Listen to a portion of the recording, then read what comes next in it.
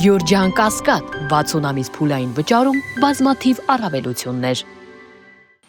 Ներողություն, ես որքանով նկատեցի դուք բարձրախոսով եք եկել, որպեսզի ձեր խոսքը այդքան բարձրաձայնեք, կարծես պետական պահպանության ծառայողները թույլ չտվեցին,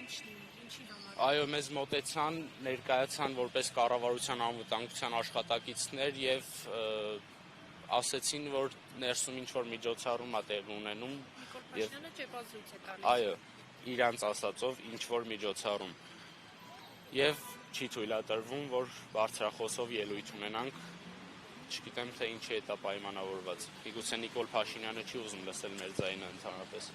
Ինչ խորհուրդ ունի ձեր ակցիան, ես տեսնում եմ, որ նկարներում իշխանականներն են, ովքեր ժամանակին Արցախում նկարվել են։ Մեր ակցիայի խորհուրդը այն է, որ ցույց տանք այս իշխանություններին, որ մենք դեռ հիշում ենք եւ հիշելու ենք իրենց հայտարարությունները, լուսանկարները եւ միշտ հիշեցնելու ենք իրանց, որ չենք թողելու նրանք հանգիստ ապրեն, քանի դեռ արել են հայտարարություններ, որոնցից հետ են կանգնել։ Բայց կարծես թե իրենք այդքան էլ անհանգիստ չեն, նշում են սխալ է, եղել է, ասել են, հայտարարել են, ինչի համար ներողություն են խնդրում։ Եվ արդյոք ձեզ ումից են իրենք ներողություն խնդրում։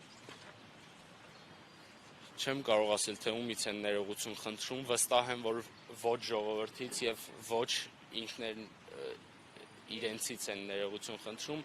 Իմ կարծիքով ներողություն են խնդրում Ադրբեջանի կառավարությունից։ Ինչի համար։ Որ ժամանակին իրանց ասելով սխալվել են եւ Արցախը իրենց հայրենիքն են համարել։ Եվ նշեք, որ իշխանությունների կոնկրետ որ ներկայացուցիչների, որ հայտարարություններից եք բողոքի ակցիա կազմակերպում, որոնցից կրթող են։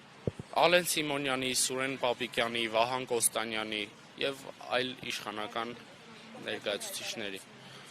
որ Արցախը իրենց հայրենիքն է, որ Արցախի ազատությունը նրանք նշում էին, շնորհավորում էին ազատ Արցախի տոնը, իսկ հիմա կանգնում են եւ անգամ չեն փորձում Արցախ բառը արտաբերել, ասում են Ղարաբաղը ազատ չի կարող լինել, դա Ադրբեջանինն է։